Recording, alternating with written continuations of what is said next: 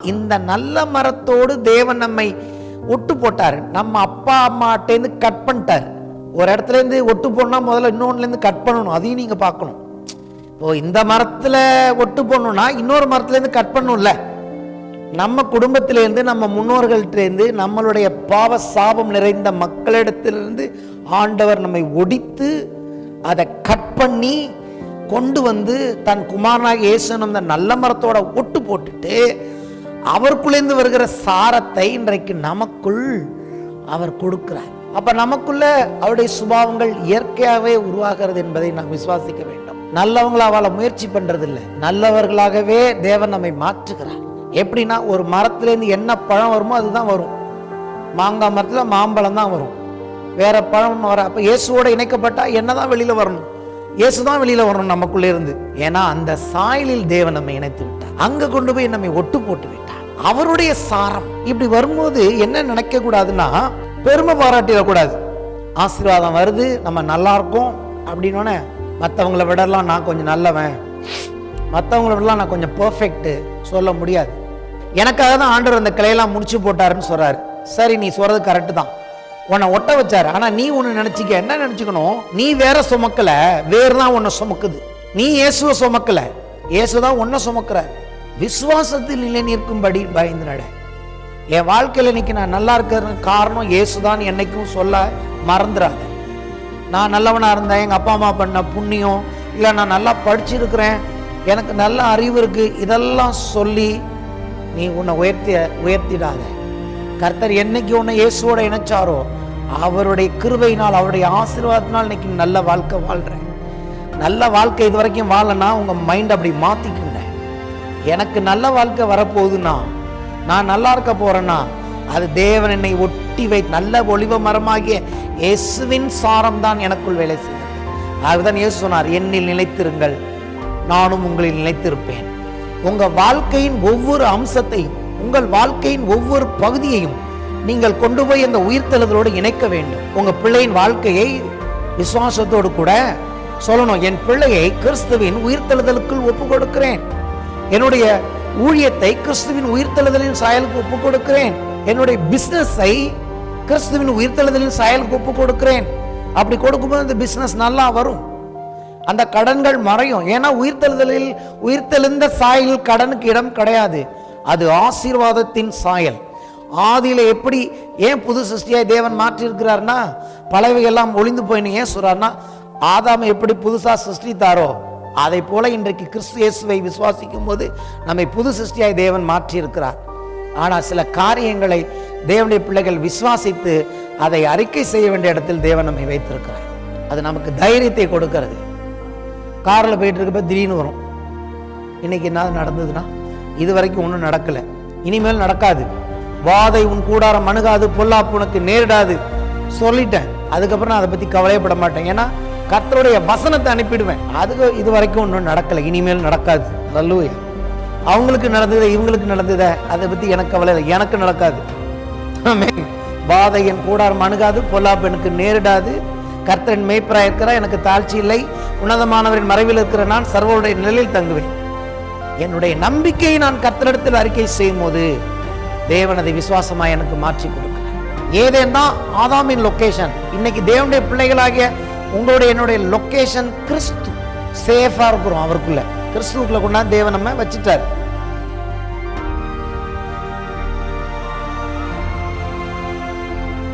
வாசிப்போம். ரோமருக்கு எழுதின நிருபம் 3ஆம் அதிகாரம் 22ஆம் வசனம். Shalom shalom. Nothing is missing, nothing is broken in the name of Jesus Christ. அது இயேசு கிறிஸ்துவை பற்றும் விசுவாசத்தினாலே பலிக்கும் தேவ நீதியே. விசுவாசிக்கிற எவர்களுக்குள்ளும் எவர்கள் மேலும் அது பலிக்கும், வித்தியாசமே இல்லை.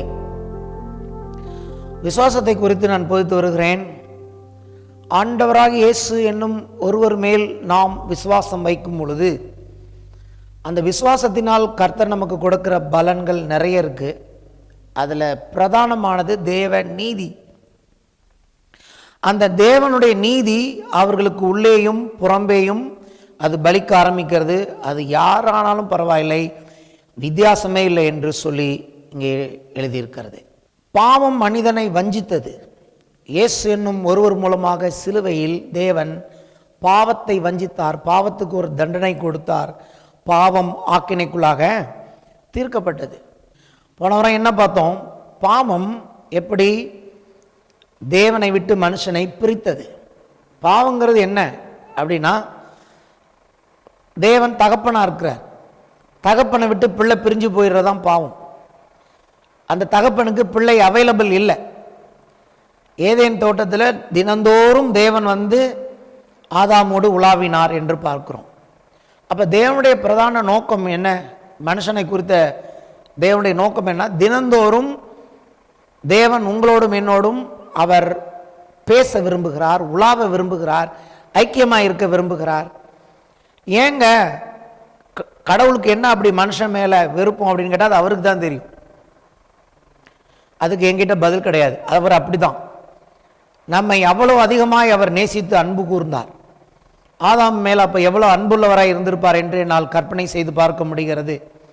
தினந்தோறும் வருகிறார், டெய்லி வர்றார், வந்து ஆதாமோடு அவர் பேசினார், உலாவினார் என்று சொல்லி பார்க்கிறோம். அது ஒரு மகிமையான நேரமாக இருந்திருக்க வேண்டும்.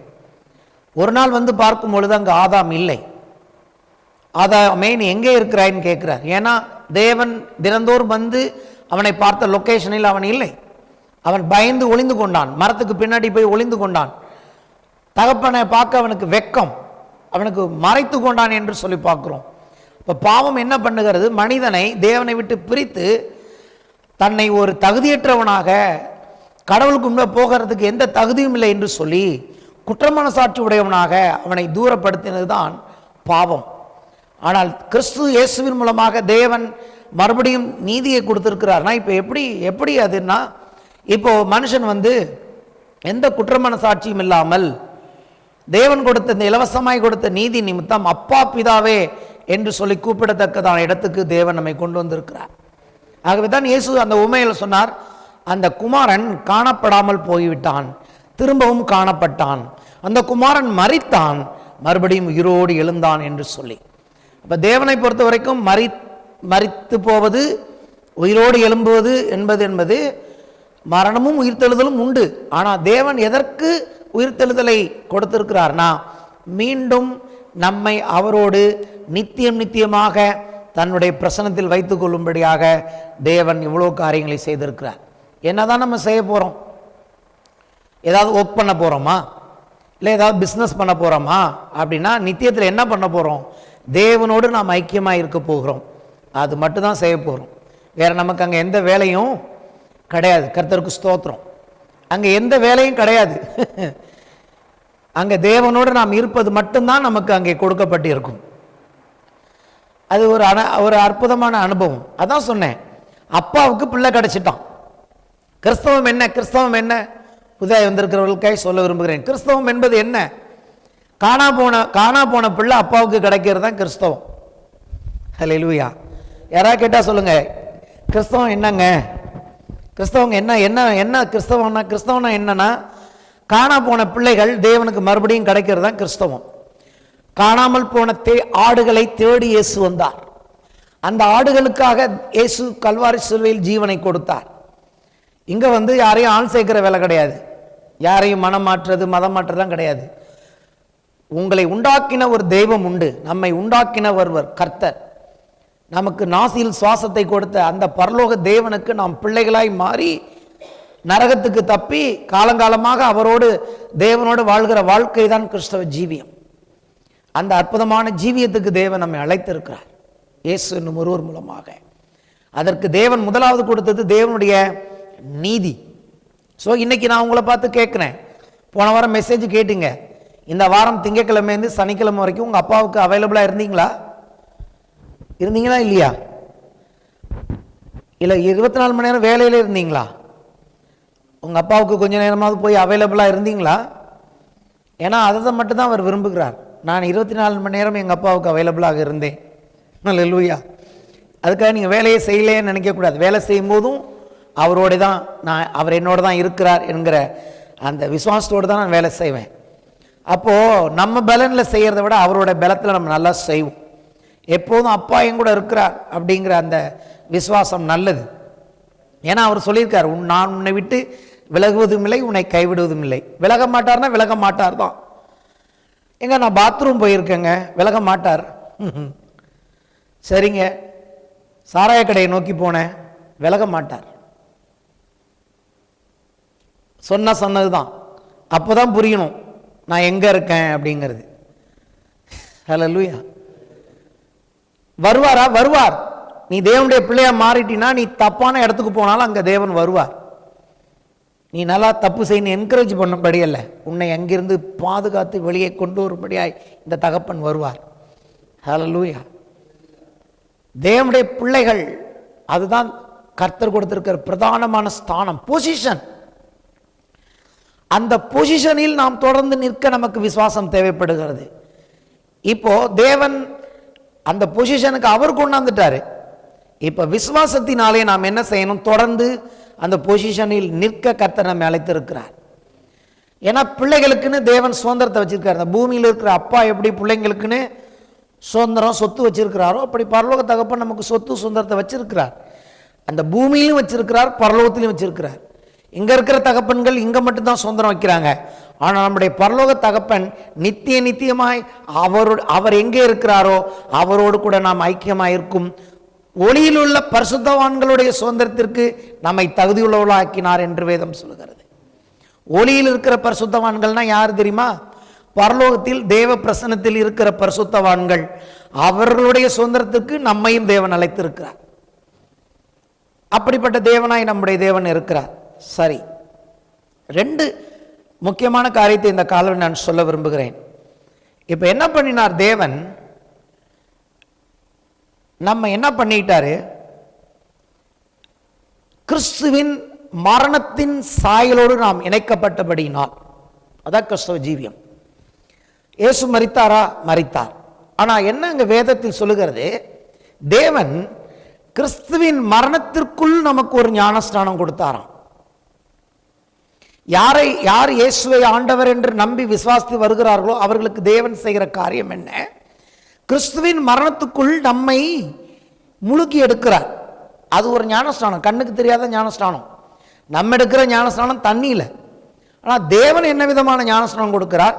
அவருடைய குமாரா இயேசு கிறிஸ்துவின் மரணத்துக்குள் நம்மை டிப் பண்ணுகிறார். அந்த டிப் பண்ணுறதுனா தண்ணிக்குள்ளே வச்சு நம்ம டீ பாக்கெட் எப்படி அந்த சுடு தண்ணிக்குள்ளே டிப் பண்ணுறோம்ல, அதுபோல இயேசுவின் மரணத்துக்குள்ளே நம்ம டிப் பண்ணி வெளியில் எடுத்திருக்கிறார். ஏன் மரணத்துக்குள்ளே டிப் பண்ணார்னா, அந்த மரணத்தின் சாயலில் நாம் இணைக்கப்பட்டோம் என்று சொன்னால், இயேசு உயிரோடு எழுந்த அந்த சாயலிலும் நாம் இணைக்கப்பட்டிருப்போம். இப்போ உயிர்த்தெழுந்த சாயலில் நம்மை தேவன் இணைத்திருக்கிறார். ஆகவேதான் இப்படி இருக்க ஒருவன் கிறிஸ்துவுக்குள் இருந்தால் அவன் புது சிருஷ்டியாயிருக்கிறான், பழையவைகள் ஒளிந்து போயின, எல்லாம் புதிதாயின. இப்போ இனிமேல் நம்முடைய வாழ்க்கையின் ஒவ்வொரு பகுதியும் ஒவ்வொரு அங்கமும், அங்க மரணம் வியாதி இந்த காரியங்களுக்கு இடமில்லை. உயிர்த்தெழுதலின் வல்லமைக்கு கீழ்பட்டு இருக்கிறோம். கிறிஸ்து இயேசுவினாலே ஜீவனுள்ள தேவனுடைய ஆவியின் பிரமாணம் என்னை பாவம் மரணம் என்ற பிரமாணங்களிலிருந்து விடுதலையாக்கிற்று. பாவம் மரணங்கிறது ஒரு லா, ஒரு சக்தி. எப்ப இயேசுவின் மரணத்துக்குள்ள தேவன் நம்ம மூக்கி எடுத்தாரோ அப்பயே அதுலேருந்து நம்ம விடுதலை ஆக்கிட்டோம். இப்போ ஜீவனுள்ள ஆவியின் பிரமாணங்கிறது என்ன? உயிர்த்தெழுதலின் பிரமாணம். இப்போ ஒரே ஒரு சக்தி தான் நம்ம வாழ்க்கையில செயல்படுது, அது உயிர்த்தெழுதலின் சக்தி. எந்த காரியமும் பாவம் மரணம் இருக்கவே கூடாது. அப்படி இருந்ததுன்னா அது நான் போன வாரம் சொன்னபடி இல்லீகல், சட்டவிரோதமானது. இன்னைக்கு ஆண்டவர் திருப்பி சொன்ன காரியத்தை உங்களுக்கு பிரயோஜனமாய் சொல்ல விரும்புகிறேன். சாயலை மறந்து போகாதீங்க. லைக்னஸ். ஒவ்வொரு குடும்பத்துக்கும் ஒரு சாயல் இருக்கு, புரிஞ்சுக்குங்க. இந்த சாயல் எங்கேருந்து வருது? நம்ம அம்மா அப்பாட்டேருந்து வருது. புள்ள பிறந்தோடனே முதல்ல எல்லாருமே குழந்தை பிறந்திருக்கும், அப்போதான் ஹாஸ்பிட்டலில் ஃபஸ்ட்டு எல்லாருமே என்னதை தேடுவாங்க? இந்த பிள்ளை யார் போல இருக்கு, என்ன கலரில் இருக்கு, அப்பா போல இருக்கானா அம்மா போல இருக்கானா, இல்லை பாட்டி போல இருக்கான், சிலர் தாத்தா போல, சிலர் அத்தை போல இருக்கான், சிலர் மாமா போல இருக்கான். ஸோ யாராவது இந்த குடும்பத்தில் உள்ள ஒருத்தி தான் அந்த சாயலுக்கு இருப்பாங்க. நிச்சயமாக பக்கத்து வீட்டு குடும்பத்தோட சாயல் அங்கே இருக்காது இல்லையா? அந்த குடும்பத்தில் உள்ள யாரோ ஒருத்தருடைய சாயல் இருக்கும். இது நான் விளையாட்டுக்கு சொல்கிறேன், எனக்கு ரொம்ப சீரியஸான மேட்ரு இது. அது வெறும் அந்த முகத்தோட சாயல் இருந்தால் பரவாயில்லைங்க, அந்த குணமே வரும். அந்த குணம் இருந்தால் கூட பரவாயில்லைங்க, அவங்க வாழ்க்கையில் காணப்பட்ட சாபங்கள், பொல்லாத காரியங்கள் இந்த பிள்ளையின் வாழ்க்கையிலும் தொடரும். அதைத்தான் வேதம் சாயல் என்று சொல்லுகிறது. ஆதியில் தேவன் மனுஷனை தன்னுடைய ரூபத்தின்படி தன்னுடைய சாயலின்படி சிருஷ்டித்தார். தேவனை போல செயல்படணும், தேவனுடைய குணாதிசயங்கள், தேவனை போல அற்புதமானவனாக மனுஷனை உண்டாக்கினார். ஆனால் இன்றைக்கு மனுஷன் விழுந்து போனபடியினாலே அவன் தேவ சாயலை இழந்து அவன் மனுஷ சாயலுக்கு மாறிவிட்டான். அப்போ ரட்சிக்கப்பட்டு வரும் பொழுது இந்த உயிர்த்தெழுதலின் சாயலில் இணைக்கப்படும் போது, நான் சொன்னேன் இல்லையா, நீங்கள் யாருமே இந்த சர்ச்சில் மறந்து போக மாட்டீங்க. நான் ஆண்டவருக்குள்ள 30 வருஷம் ஆயிடுச்சு. 30 வருஷம் ஆகுது. 30 வருஷம் ஆகிறதுங்கிறதுனாலையோ கிறிஸ்துவை ஏற்றுக்கொண்டு வந்து விட்டபடினாலே எல்லாமே தலைகீழாக கிறிஸ்தவங்க வாழ்க்கையில் மாறாது.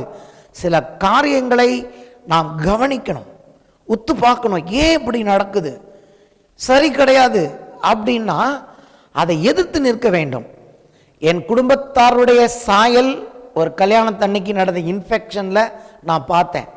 அது எப்படி 3 பேருக்கு மட்டும் அந்த இன்ஃபெக்ஷன் வந்தது, என்னோட சேர்த்து அவங்க 2 பேரோட. அப்போ நான் நினச்சேன், நான் ரட்சிக்கப்பட்டிருக்கேன், நான் ஞானஸ்நானம் எடுத்திருக்கேன், நான் கர்த்தருடைய சாயலின்படி வாழ்கிறேன், இன்னும் ஊழியக்காரன், நான் ஒரு ஊழியக்காரனாக என்னுடைய வாழ்க்கையில் அது எப்படி என்னை பாதிக்க முடியும்? அப்போ தான் கர்த்தர் உணர்த்தினார், நீ சில காரியங்களை குறித்து எச்சரிக்கையாக இருக்கவில்லை, கவனமாக இருக்கவில்லை. ஒரு தேவனுடைய பிள்ளைக்கு உன்னுடைய வாழ்க்கையை கொண்டு நான் சில சத்தியங்களை வெளிப்படுத்துகிறேன். எப்பொழுதும் உயிர்த்தெழுதலின் சாயலில் இணைக்கப்பட்டிருப்பேன்னு சொன்னா நீ பழைய சாயலை எதிர்த்து நிற்க வேண்டும். என்னுடைய முன்னோர்களுடைய பாவ சாபங்களோ தரித்திரமோ என் குடும்பத்தில், தேவனுடைய பிள்ளைகள் குடும்பத்தில் தரித்திரம் இருக்கவே கூடாது, கடன் இருக்கக்கூடாது, அது ஒரு சாயல். கஷ்டப்படக்கூடாது, வியாதியில் மறிச்சு போகக்கூடாது, காலத்துக்கு முன்னாடி சின்ன வயசில் அந்த பிள்ளைகள் மறிக்கக்கூடாது, இது எதுவுமே இருக்கக்கூடாது. ஸோ நம்ம என்ன பண்ணணும், நம்மளுடைய அந்த உரிமையை உயிர்த்தெழுதலின் சாயலில் இணைக்கப்பட்டிருக்கிறபடினால் அவைகளுக்கு விரோதமாக அவைகளை எதிர்த்து நின்று பேச வேண்டும். நம்முடைய நம்பிக்கையை நாம் அறிக்கையிட வேண்டும். பார்க்க போறோம் எப்படின்னு. ஏன் நம்முடைய நம்பிக்கையை அறிக்கை செய்ய சொல்கிறார் தேவன்? எனக்கு நிறைய நம்பிக்கை இருக்குங்க இயேசு மேல, மனசுல இருந்தால் பத்தாதுங்க, வாயால் அறிக்கை செய்யணும். வாயால் அறிக்கை செய்யும் போது அது பிரகடனம் செய்கிறீர்கள் உங்க சுதந்திரத்தை. அப்போ உங்களுக்கு தெரியாத சக்திகள் அதை கேட்குது. நாம் பேசும்போது இங்க இருக்கிற நீங்க மட்டும் கேட்கல, நமக்கு கண்ணுக்கு தெரியாத பல தேவ தூதர்கள் நாம் பேசுறதை கேட்டுட்டு இருக்காங்க. பரலோகம் கேட்கிறது. இன்னும் சொல்ல போனா பிசாசு கேட்கிறான், என்ன இன்னைக்கு இப்ப தம்பி பிரசங்கம் பண்றான்னு. பிசாசின் தூதர்கள் கேட்கிறார்கள். சத்தியத்தை நீங்கள் பேசும்போது அந்த சத்தியத்தில் விடுதலை இருக்கிறது. இயேசுவின் மூலமாக என்ன சாயல் உண்டாயிருக்கிறது என்று சொல்லி அந்த சாயலை குறித்து நீங்கள் பேச வேண்டும். உயிர்த்தெழுதலின் சாயல், கர்த்தரின் மேய்ப்பராய் இருக்கிறார் என்று பேசணும். என்னுடைய ஆபிரகாமின் ஆசீர்வாதம் எனக்கு இருக்கிறது. சாபங்களை நான், சாபத்தின் சாயல் எங்கேயுமே காணப்படக்கூடாது. உங்க அம்மாட்ட இருந்திருக்கலாம், உங்க அப்பாட்ட இருந்திருக்கலாம், உங்க மாமாட்ட இருந்திருக்கலாம், உங்க தாத்தாட்ட இருந்திருக்கலாம், உங்கள்கிட்ட அது காணப்படக்கூடாது. அப்படி காணப்பட்டா அது உங்களை ஏமாற்றுகிறது. நீங்கள் அதுக்கு எதிர்த்து நிற்க வேண்டும். தேவனுக்கு கீழ்ப்படிந்திருங்கள், பிசாசுக்கு ஏற்று நீங்கள் அப்பொழுது எதிர்த்து நில்லுங்கள், அப்பொழுது உங்களை விட்டு ஓடி போவான் என்று எழுதியிருக்கிறது. சத்தியம் தெரிகிற வரைக்கும் தான் பிசாசு நம்மளை ஏமாத்திட்டு இருப்பான். ரட்சிக்கப்பட்டவர்கள் சத்தியத்தை அறிவீர்கள், சத்தியம் உங்களை விடுதலையாக்கும் என்று இயேசு சொல்லியிருக்கிறார். இயேசுவால் என்ன நடந்திருக்கிறது என்று சத்தியத்தை நீங்கள் அறிக்கை செய்ய வேண்டும். நம்பிக்கையை அறிக்கை செய்வதில் நீங்கள் உறுதியாய் இருங்கள். ஏன்னா அப்படி நீங்கள் உறுதியாய் உங்கள் நம்பிக்கையை அறிக்கை செய்யும் பொழுது காணப்படாத உலகத்தில் சில காரியங்கள் நடக்கிறது. உங்களை இதுவரைக்கும் பிடித்து வந்த அந்த சாயல், இதுவரைக்கும் உங்க வாழ்க்கையில் தொடர்ந்து வந்த சாயல், அதை கர்த்தர் அகற்றி போடுகிறார். ஆமென். கர்த்தர் நமக்கு பூமியில் அந்த அதிகாரத்தை கொடுத்திருக்கிறார். எல்லாம் நம்ம என்ன நினைச்சுக்கிறோம், எல்லாம் ஆண்டவர் பார்த்துப்பாரு, எல்லாம் இயேசு பார்த்துப்பாரு. இல்லை, சில காரியங்களை நாம் செய்ய வேண்டும். இயேசு அதை எதிர்பார்க்கிறார். நம்முடைய விசுவாசத்தின் நம்பிக்கையும் நாம் தேவ சமூகத்தில், அதாவது இன்னும் சொல்ல போனால் ஜெபத்தில் மட்டும் அறிக்கை செஞ்சால் பத்தாது, சூழ்நிலையின் மத்தியில் அறிக்கை செய்யும். இன்னைக்கு ஒரு சூழ்நிலையை நம்ம சந்திக்கிறோம், இன்னைக்கு ஒரு சில மனிதர்களை சந்திக்கிறோம், இல்லை இன்னைக்கு நமக்கே ஒரு பிரச்சனை அப்படிங்கும் போது அந்த சூழ்நிலையின் மத்தியில் நாம் நம்முடைய நம்பிக்கை அறிக்கை செய்ய வேண்டும். அப்படி அறிக்கை செய்யும் பொழுது அந்த அட்மாஸ்பியர், அந்த சூழ்நிலை உடனடியாக மாறுகிறதை நான் பார்த்திருக்கிறேன். பயமான ஒரு சூழ்நிலை வரும் பாருங்க, அது என்ன விதமான பயமானாலும் இருக்கலாம். அப்போ நான் என்னத்தை அறிக்கை பண்ணுவேன், இங்கிலீஷில் தான் அது எனக்கு ஃபாஸ்ட்டாக வரும். I will not be afraid, God is on my side. கர்த்தரின் பட்சத்தில் இருக்கிறபடினால் நான் பயப்பட மாட்டேன். God has not given the spirit of fear. கர்த்தர் எனக்கு பயத்தினாவே தரவில்லை, அன்பும் பலமும் தெளிந்த புத்தியும் அவை கொடுத்திருக்கிறார். நான் இதை மவுண்ட் ரோட்டில் கூட சொல்லியிருக்கேன், நடு ரோட்டில் சொல்லியிருக்கிறேன், பிளாட்ஃபார்மில் சொல்லியிருக்கேன், மீட்டிங்கில் சொல்லியிருக்கேன், கம்பெனியில் சில பிரச்சனைகள் வழியாக கடந்து போகும் சொல்லியிருக்கேன். சொன்னப்பெல்லாம் நான் வெற்றி மட்டும்தான் பெற்றிருக்கிறேன். ஹல்லேலூயா. எப்போ நான் என்னோட இன்னைக்கு காலையில் கூட அதை நான் அறிக்கை பண்ணியிருக்கிறேன். சில காரியங்களை கேள்விப்பட்ட பொழுது நான் இதை அறிக்கை பண்ணுகிறேன். ஏன்னா அந்த சூழ்நிலையும் நாம் பார்க்கிற காரியமும் நமக்கு பயத்தை கொண்டு வருவது நிச்சயம். பயம் வராதுன்னு வேதம் சொல்லலை, ஆனால் கர்த்தர் சொல்லியிருக்கிறார், நீ பயப்படாதே.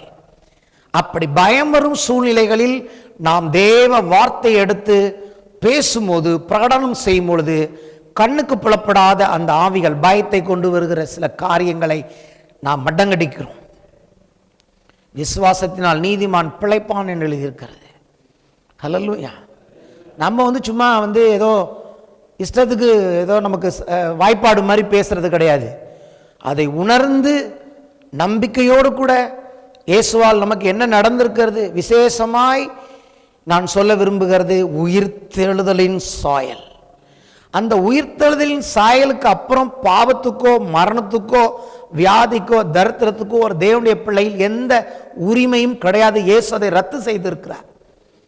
அதை நீங்கள் பிரகடனம் செய்ய கர்த்தர் உங்களை அழைத்திருக்கிறார். அப்ப இனி என்ன செய்யணும், உங்க வாழ்க்கையின் ஒவ்வொரு அம்சத்தையும், உங்கள் வாழ்க்கையின் ஒவ்வொரு பகுதியையும் நீங்கள் கொண்டு போய் அந்த உயிர்த்தெழுதலோடு இணைக்க வேண்டும்.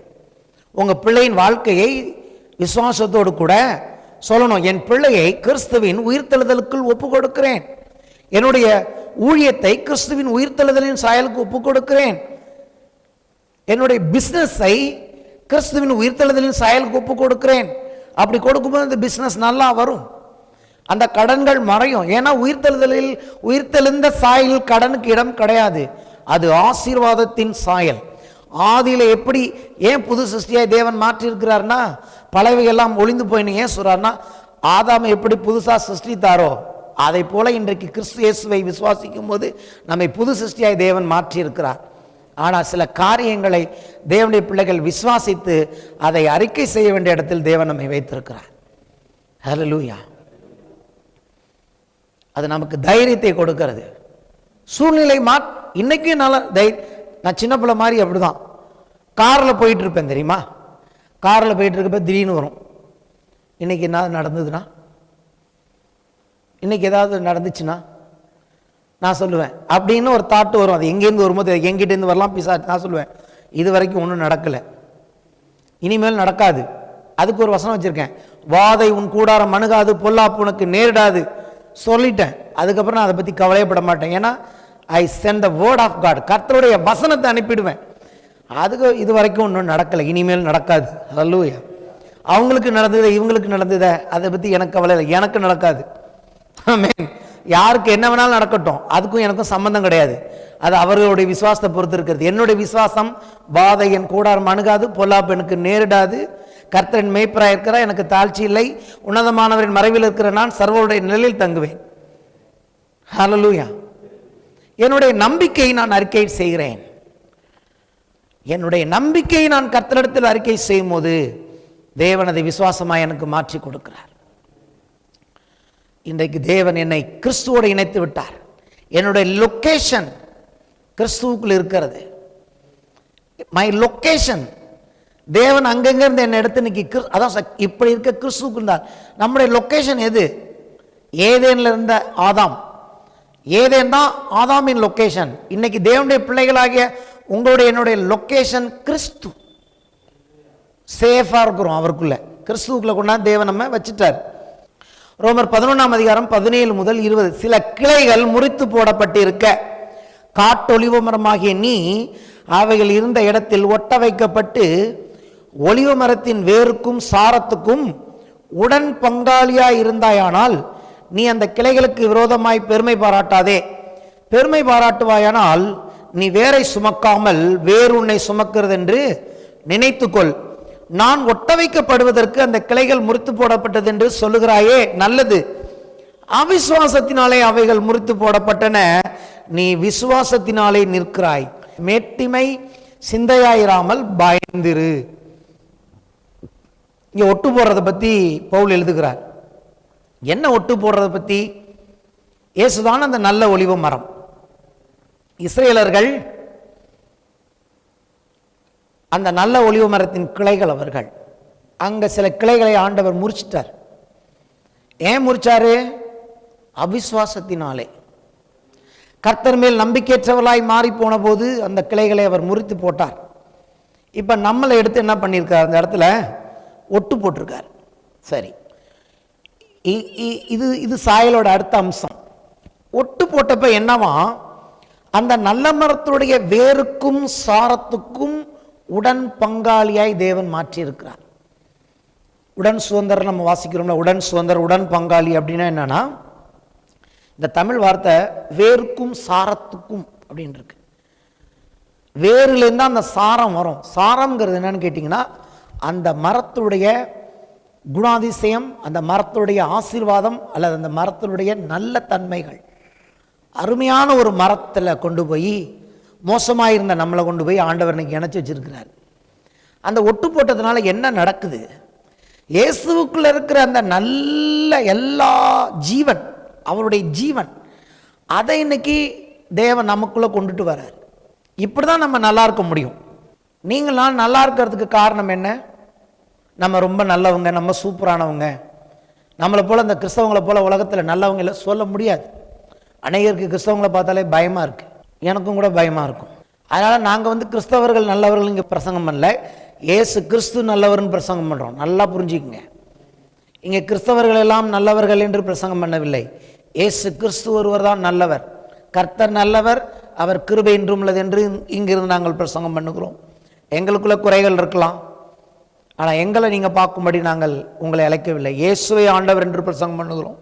பவுலே தான் சொல்றாரு, நாங்கள் எங்களை பிரசங்கியாமல் இயேசுவை ஆண்டவர் என்று பிரசங்கம் பண்றோம்னு சொல்றாரு. அப்ப நான் அதை தான் பண்றேன். ஸோ நம்மளுடைய சுபாவம், நம்ம வாழ்க்கையில் வருகிற நன்மைகள் எங்கேந்து வருதுன்னா, இந்த நல்ல மரத்தோடு தேவன் நம்மை ஒட்டு போட்டார். நம்ம அப்பா அம்மாட்டேருந்து கட் பண்ணிட்டார். ஒரு இடத்துல இருந்து ஒட்டு போடணும்னா முதல்ல இன்னொன்னுலேருந்து கட் பண்ணணும். அதையும் நீங்க பார்க்கணும். இப்போ இந்த மரத்தில் ஒட்டு போடணும்னா இன்னொரு மரத்துலேருந்து கட் பண்ணணும்ல இந்த கலையை. நம்ம குடும்பத்திலேருந்து, நம்ம முன்னோர்கள்ட்டேருந்து, நம்மளுடைய பாவ சாபம் நிறைந்த மக்களிடத்திலிருந்து ஆண்டவர் நம்மை ஒடித்து அதை கட் பண்ணி கொண்டு வந்து தன் குமாரனாக இயேசு அந்த நல்ல மரத்தோட ஒட்டு போட்டுட்டு அவருக்குள்ளேருந்து வருகிற சாரத்தை இன்றைக்கு நமக்குள் அவர் கொடுக்கிறார். அப்ப நமக்குள்ள அவருடைய சுபாவங்கள் இயற்கையாகவே உருவாகிறது என்பதை நாம் விசுவாசிக்க வேண்டும். நல்லவங்கள அவளை முயற்சி பண்றதில்லை, நல்லவர்களாகவே தேவன் நம்மை மாற்றுகிறார். எப்படின்னா, ஒரு மரத்துலேருந்து என்ன பழம் வருமோ அதுதான் வரும். மாங்காய் மரத்தில் மாம்பழம் தான் வரும், வேற பழம் வர. அப்போ இயேசுவோட இணைக்கப்பட்டா என்னதான் வெளியில வரணும்? இயேசு தான் வெளியில வரணும் நமக்குள்ளே இருந்து. ஏன்னா அந்த சாயலில் தேவன் நம்மை இணைத்து விட்டார். அங்க கொண்டு போய் நம்மை ஒட்டு போட்டு விட்டார். அவருடைய சாரம் இப்படி வரும்போது என்ன நினைக்க கூடாதுன்னா, பெருமை பாராட்டிடக்கூடாது. ஆசீர்வாதம் வருது, நம்ம நல்லா இருக்கோம் அப்படின்னோடனே மற்றவங்களை விடலாம் நான் கொஞ்சம் நல்லவன், மற்றவங்களை விடலாம் நான் கொஞ்சம் பர்ஃபெக்ட்டு, நல்ல மனுஷங்க, ஓரளவு நான் நல்ல மனுஷன், அதனால கர்த்தர் என்னை ஆசீர்வதிச்சார் சொல்ல முடியாது. இல்லை அந்த கிளைகளை முறித்து போட்டாரே, அந்த கிளைகளை இங்கே எழுதுறார் பவுல், எனக்காக தான் ஆண்டவர் அந்த கிளையெல்லாம் முடிச்சு போட்டாருன்னு சொல்றாரு. சரி, நீ சொல்றது கரெக்டு தான், உன்னை ஒட்ட வச்சாரு. ஆனால் நீ ஒன்று நினச்சிக்க, என்ன நினச்சிக்கணும்? நீ வேற சுமக்கல, வேறு தான் உன்னை சுமக்குது. நீ இயேசுவை சுமக்கல, இயேசு தான் உன்னை சுமக்கிறார் அப்படிங்கிறத நினச்சிக்கோ. ஆனால் என்ன என்ன மேட்டின்மை சிந்தையாகி போயிடாதுங்கிறாரு. எப்பயுமே பெருமை வந்துடக்கூடாதுங்கிறாரு. பயந்து நட. எப்படி பயந்து நட? விசுவாசத்தில் நிலை நிற்கும்படி பயந்து நட. என் வாழ்க்கையில் இன்னைக்கு நான் நல்லா இருக்கிற காரணம் இயேசுதான் என்னைக்கும் சொல்ல மறந்துடாத. நான் நல்லவனாக இருந்தேன், எங்கள் அப்பா அம்மா பண்ண புண்ணியம், இல்லை நான் நல்லா படிச்சிருக்கிறேன், எனக்கு நல்ல அறிவு இருக்குது, இதெல்லாம் சொல்லி நீ உன்னை உயர்த்திடாத. கர்த்தர் என்னைக்கு உன்னை இயேசுவோட இணைச்சாரோ அவருடைய கிருபையினால், அவருடைய ஆசீர்வாதத்தினால் இன்னைக்கு நல்ல வாழ்க்கை வாழ்கிறேன். நல்ல வாழ்க்கை இது வரைக்கும் வாழனா உங்கள் மைண்ட் அப்படி மாற்றிக்குங்க.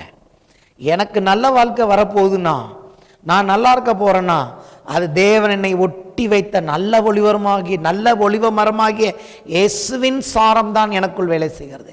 அதுதான் இயேசு சொன்னார், என்னில் நிலைத்திருங்கள் நானும் உங்களில் நிலைத்திருப்பேன். என்னில் நிலைத்திருக்கிற கொடி எதுவோ அது மிகுந்த கனிகளை கொடுக்கும். என்னில் நிலைத்திராத கொடி எதுவோ அதை பிதா அறுத்து போடுவார். என்னில் கனி கொடுக்கிற கொடி எதுவோ பிதா அதை சுத்தம் பண்ணுவார்.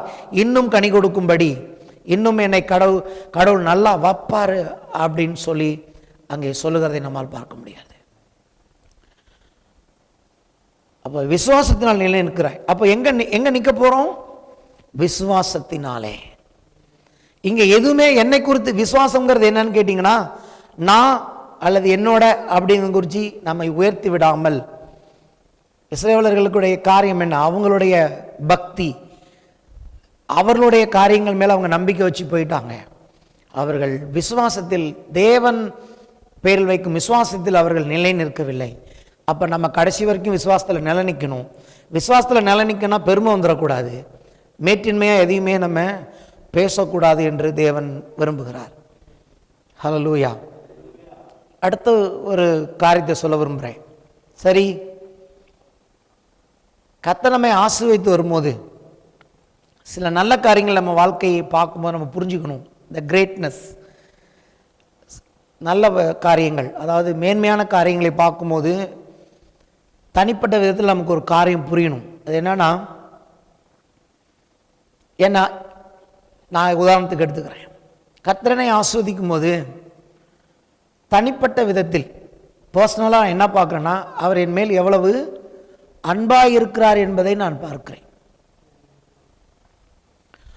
என் மேலே ஒருத்தர் அன்பாக இருக்கிறார்னாலே அவர் எனக்கு ஏதாவது ஒன்றை செய்கிறார் இல்லையா? அன்பு எப்போதுமே எதையாவது ஒன்று செய்யும். அன்பாக இருக்கேன்னு வெறும் வாயால் சொன்னால் பத்தாது. அன்பு எப்போதுமே ஏதோ ஒன்றை கொடுக்கும். என்னுடைய வாழ்க்கையில் நான் சில மேன்மையான காரியங்களை, அல்லது எனக்கு கர்த்தர் கொடுக்கிற வரங்கள், அல்லது கர்த்தரின் இடத்தில் பேசுகிற வெளிப்பாடுகள், இதெல்லாம் பார்க்கும்போது நான் ஒன்று தான் புரிஞ்சுக்கிறேன், அவர் என்னை நேசிக்கிறார் என்பதை நான் புரிந்து கொள்ள ஆரம்பிக்கிறேன். சரி, அப்படி அந்த அன்பை புரிந்து கொள்ளும் போது நான் என்ன பண்ணுகிறேன், வேதத்தில் தேவனுடைய அன்பில் நிலைத்திருங்கள்னு இருக்கு. தேவன் நம்மேல் அன்பாக இருக்கும் பொழுது அந்த அன்புக்கு ரெஸ்பாண்ட் கொடுக்க கற்றுக்கணும். ஒருத்தர் நம்ம நேசிக்கும் போது அந்த அன்புக்கு ரெஸ்பாண்ட் கொடுக்கணும். அதுதான் விசுவாசம். அது வெறும் நன்றி செலுத்துறது மட்டுமல்ல, நாம் வாழ்க்கையில் எடுக்கிற தீர்மானங்கள், டெசிஷன்ஸ் எதன் அடிப்படையில் எடுக்கணும்னா, என்மேல் அவர் செலுத்துகிற, என்மேல் அன்பாயிருக்கிற அவருக்கு பிரியமானபடி நான் டெசிஷன் எடுக்கணும். அதை விட இன்னும் கொஞ்சம் சொல்லப்போனால், அவர் என்னிடத்தில் சொல்லுகிறார், நீ எனக்கு ஸ்பெஷல் என்று சொல்லுகிறார். அப்படிதான் இஸ்ரவேல் சொன்னார், நீ என் பார்வையில் கனம் பெற்றாய், நீ விலையேற பெற்றவன். தேவனுடைய பார்வையில் நம்மளை அப்படி பார்க்க நம்ம நினைக்கிறது இல்லை. ஆனால் கர்த்தர் நம்மளை ஸ்பெஷலாக பார்க்குறார். ஸ்பெஷலாக பார்க்கும்போது என்ன பண்ணுகிறார், நமக்கு அற்புதமான காரியங்களை கொடுக்கும்போது ஃபைனலாக எங்கே வராருன்னா, இந்த ஒட்டி வச்சதோடைய அர்த்தத்தை சொல்கிறேன்.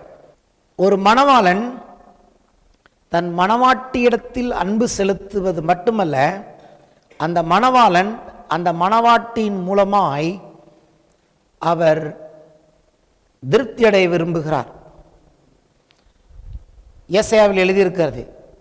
இஸ்ரேல் தேசத்தை பற்றி சொல்லும்போது அது ஒரு திராட்சை தோட்டமாய் ஆண்டவர் காண்பிக்கிறார்.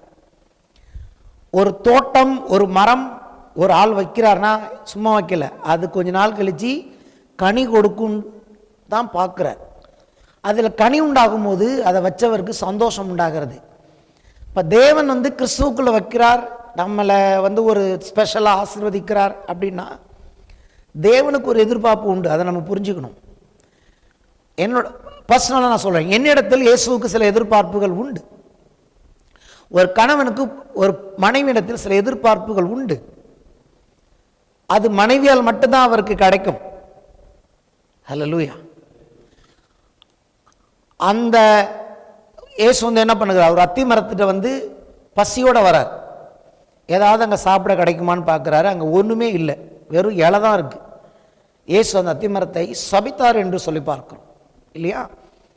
இஸ்ரேல் மக்கள்கிட்ட பார்க்கும்போது சொல்றாரு, நான் இந்த தோட்டத்துக்கு என்ன செய்யலைன்னு கேட்குறாரு. இந்த தோட்டத்தை வேலி அடைச்சேன், இந்த தோட்டத்தில் கல் பொறுக்கினேன், இந்த தோட்டத்தில் ஆலை நட்டேன், எல்லாம் பண்ணேன். கனி போய் புசிக்கலான்னு பார்த்தா கசப்பான கனியை கொடுத்ததான். ஸோ தேவனுக்கு ஒரு எதிர்பார்ப்பு இருக்கு. தேவன் இவ்வளோ பிரயாசப்பட்டு செய்கிறாரு, ஒரு தோட்டக்காரர் போல எல்லாம் செய்கிறாரு அப்படின்னா அவருக்குன்னு சில எதிர்பார்ப்புகள் இருக்கிறது. அவருடைய பசியை, அவருடைய எதிர்பார்ப்பை திருப்தி செய்ய நமக்கு கடமை இருக்கிறது. வெறும் அவரிடத்திலிருந்து ஆசீர்வாதங்களை பெற்றுக்கொள்வது மட்டுமல்ல, அதே சமயத்தில் அவர் நம் மூலமாய் எந்த காரியத்தில் திருப்தி அடைய விரும்புகிறாரோ அதை நம்ம அவருக்கு கொடுக்கலன்னா அது ஆசீர்வாதமா அமையாது. ஹல்லேலூயா. இவ்வளோ தூரம் அவர் இயேசுல ஒட்டி வச்சாரு அப்படின்னா நம்மளால சரியா கனி கொடுக்க முடியல. இப்போ அட்லீஸ்ட் இந்த நல்ல மரத்துல இருந்தாவது நல்ல கனி கொடுப்போம். அவருக்குன்னு அவர் பசியோட வரும்போது என் மணவாளன் என்னிடத்தில் என் கையால சாப்பிடணும்னு விரும்புகிறாரு, என் தோட்டத்தில் இருக்க கனிகளை புசிக்க விரும்புகிறார், என் மூலமாய் அவருக்கு நான் அவருடைய அன்புக்கு பிரதியுத்தரம் கொடுத்து அவரை திருப்தி செய்வதில் நான் திருப்தி அடைகிறேன். ஒரு மனுஷன் எப்போதும் தானே திருப்தி அடைய முடியாது தேவன் இல்லாம. தேவன் என்னில் திருப்தி அடையும் போது நான் அவரில் திருப்தி அடைகிறேன். அப்படிதான் என்னை உண்டாக்கி இருக்கிறார். ஆகவேதான் இயேசு சொன்னார், சமாரியா ஸ்திரீட்ட ஒரு கல்யாணம், 2 கல்யாணம், 3 கல்யாணம், 4 கல்யாணம் போயிட்டே இருக்க அவகிட்ட. இயேசு அவருடைய வாழ்க்கை இடைப்படுகிறார். அப்போ சூட்சமா ஒன்று சொல்லுகிறார், நான் கொடுக்கிற இந்த தண்ணியை கொடுக்கிறவனுக்கு பசியும் தாகம் உண்டாகாது. ஒரு மனுஷனுக்குடைய ஆத்மாவில் இருக்கிற அந்த பசியும் தாகத்தையும் தீர்க்கக்கூடிய வல்லமை இயேசு ஒருவருக்கு தான் இருக்கு. நீங்க எவ்வளவு வேணா சாப்பிடலாம், கல்யாணம் பண்ணலாம், பிள்ளைங்களை பெற்றுக்கலாம், உலகத்தில் எல்லாரும் தான் அதை செஞ்சிட்டு இருக்காங்க. ஆனா ஆத்ம திருப்தி, ஒரு மனுஷனுடைய ஆத்மாவை திருப்திப்படுத்தக்கூடியவர் கடவுள் இயேசு, தேவன் மட்டும்தான். அவர் வரும்போது தான் நம்ம ஆத்மா திருப்தி அடைகிறது. அவர் நம் மூலமாய் திருப்தி அடைய விரும்புகிறார். அவர் எதிர்பார்க்கும் அந்த அவர் ஆத்தும பசிக்கு நான் ஏற்ற ஆகாரத்தை ஒரு மணவாட்டியாய் நான் கொடுக்க வேண்டும். எவ்வளவு காலம் தள்ளி போடக்கூடாது. கர்த்தர் காத்திருக்கிறார். இன்னைக்கு கனி கொடுக்கும், நாளைக்கு கனி கொடுக்கும், இன்னைக்கு திருந்திடுவான், நாளைக்கு திருந்திடுவான் பார்த்துக்கிட்டே இருக்கிறாரு. நாமோ சொந்த வேலைகளிலே ஓடி விடுகிறோம். ஆனால் இயேசுவுக்கு நாம் கனி கொடுக்க வேண்டும். அது அவங்களுக்கு தான் தெரியும் இயேசு அவங்க கிட்ட என்ன எதிர்பார்க்கிறான்னு. ஹல்லேலூயா. ஒரு சிலர் தங்கள் வாழ்க்கையை முற்றிலுமாய் பொல்லாத மனுஷிகளை விட்டு பிரித்து இயேசுவோடு இருக்க தேவன் விரும்புகிறார்.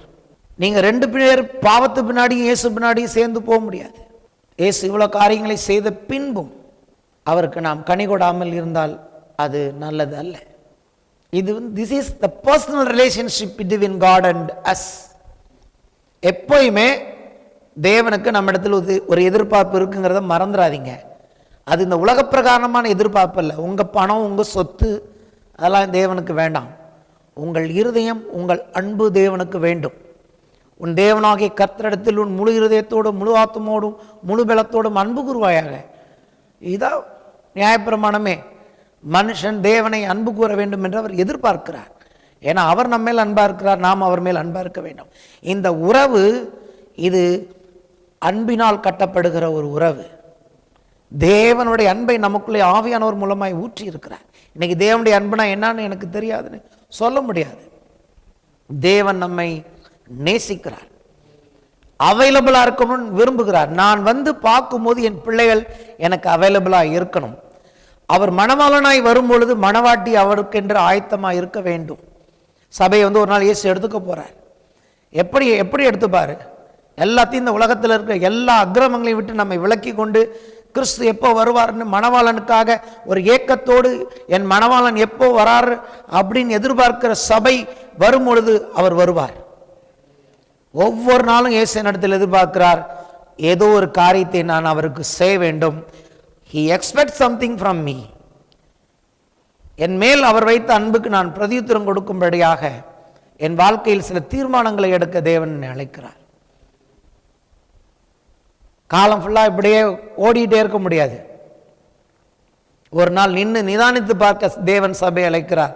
இந்த கால வேளையில இந்த சபையை மட்டுமல்ல, எல்லா சபைக்கும் ஆண்டவர் கொடுக்கிற அழைப்பு, சபை கொஞ்சம் நின்று நிதானித்து பார்க்கும் காலத்திற்குள் நாம் வந்திருக்கிறோம். மணவாளன் வர இதோ காலம் சமீபமாக இருக்கிறது. ஹல்லேலூயா. கடைசியாய் ஒரு வசனத்தை மட்டும் சொல்லி முடிக்க விரும்புகிறேன். இன்னைக்கு நான் பிரசங்கம் ஆயத்தம் பண்ணது நிறையா, நான் போன டைரக்ஷன் வேற. கர்த்தருக்கே மகிமை உண்டாவதாக. ஒரு வசனத்தை மட்டும் நம்ம பார்த்து முடிச்சிருவோம். பிலமோன் 1:6. பிலமோன் 1:6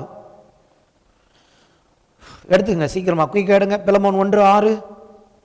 இதை நீங்க புரிஞ்சுக்கணும். இந்த ஒரே வசனத்தில் இவ்வளவு பிரசங்கத்தையும் அடக்கலாம். உங்களில் உள்ள சகல நன்மைகளும் தெரியப்படுகிறதினாலே உம்முடைய விசுவாசத்தின் அந்யோன்யம் கிறிஸ்து இயேசுவுக்காக பயன்பட வேண்டும் என்று வேண்டுதல் செய்கிறேன்.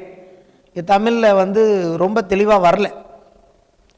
தட் கேஜேவிலேருந்து, that the communication of thy faith may become effectual by the acknowledging of every good thing which is in you in Christ Jesus.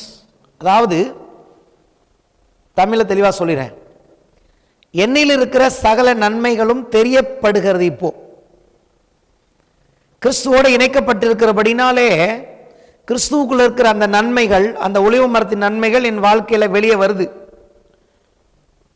இந்த வெளியே வருகிற நன்மை என்ன பண்ணணும்னு கேட்டீங்கன்னா, இது எதை காட்டுகிறதுன்னு சொன்னீங்கன்னா, இந்த நன்மைகள் மற்றவர்களுக்கு சில காரியத்தை கம்யூனிகேட் பண்ணுது. நான் பேசாமலேயே என் வாழ்க்கையில் காணப்படுகிற நன்மைகள் என்னுடைய விசுவாசத்தை மற்றவர்களுக்கு கம்யூனிகேட் பண்ணுகிறது. அப்போ நான் என்ன பண்ணணும்? இந்த நன்மைகள் எங்கிருந்து என்ன இடத்தில் வருகிறதுனா, acknowledging of every good thing which is in you in Christ Jesus. கிறிஸ்துவுக்குள் இருக்கிறபடினால், கிறிஸ்துவோடு இணைக்கப்பட்டிருக்கிறபடினால் அவருடைய நன்மைகள் என்னுடைய வாழ்க்கையில் வெளிவருகிறது.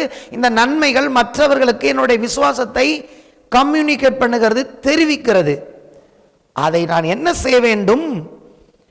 என்னிடத்தில் இருக்கிற நன்மைகள் எங்கிட்டேந்து இல்லை, கிறிஸ்துகிட்டேந்து வருதுங்கிறத அதை நான் ஏற்றுக்கொண்டு அதை கிறிஸ்துவுக்காக பயன்படுத்த வேண்டும். which is in you Christ Jesus. நான் ஒரு வார்த்தை செய்றேன், for Christ. அதை தான் தமிழில் அப்படி எழுதியிருக்காங்க. கிறிஸ்து இயேசுவுக்காக பயன்பட வேண்டும் என்று வேண்டுதல் செய்கிறேன். அப்போ என்ன கனி கொடுக்கிறதுனா, நம்ம வாழ்க்கையில் இருக்கிற நன்மையை மற்றவர்களுக்கு விசுவாசத்தின் மூலமாய் கம்யூனிகேட் பண்ணி அதை கிறிஸ்து இயேசுவுக்காக நம்ம வாழ்க்கையில் இருக்கிற ஆசீர்வாதங்களை பயன்படுத்த வேண்டும். அப்போ அவர்களுக்கு, தேவனுடைய ராஜ்யத்துக்கு அது மற்றவர்களுக்கு பிரயோஜனமாக இருக்கும். என்னுடைய வாழ்க்கை நன்மையெல்லாம் நானே மூட்டை கட்டி உட்கார்ந்துக்கிறதுக்கு இல்லை. என்னுடைய வாழ்க்கையில் இருக்கிற நன்மைகள் மற்றவர்களுக்கு கிறிஸ்துவுக்காக பயன்பட வேண்டும். இந்த உலகத்தில் அதைத்தான் தேவன் எதிர்பார்க்கிறார். ஏதாவது மற்றவங்களுக்கு உன்னால பிரயோஜனம் இருந்ததா? யாருடைய வாழ்க்கையிலாவது உன் மூலமாய் அவர்களுக்கு ஏதாவது ஒரு பிரயோஜனம் இருந்ததா? கனியை அவங்க புசித்தாங்களா? என்னை அவர்களுக்கு நீ வெளிப்படுத்தினாயா? என்னுடைய சாயல் உன் மூலமாய் உலகத்துக்கு வெளிப்பட்டதா? இல்லை வெளிப்படாத அளவுக்கு நீ இன்னும் பாவத்தில் இருக்கியா? இன்னும் உன்னுடைய பழைய சாயலில், அந்த பழைய மனுஷனுடைய சாயலில் இருக்கியா? புது சிருஷ்டிக்கேற்ற சாயலுக்கேற்றபடி உன்னை மாற்றிக்கொள்கிறாயா? எப்படி மாற்றிக்கொள்ளணும்னா, நாம் நம்பிக்கையை அறிக்கையிடுகிறதன் மூலமாக நாம் அதை செய்யும்படி தேவன் அழைத்திருக்கிறார். எழுந்து நிற்போம்.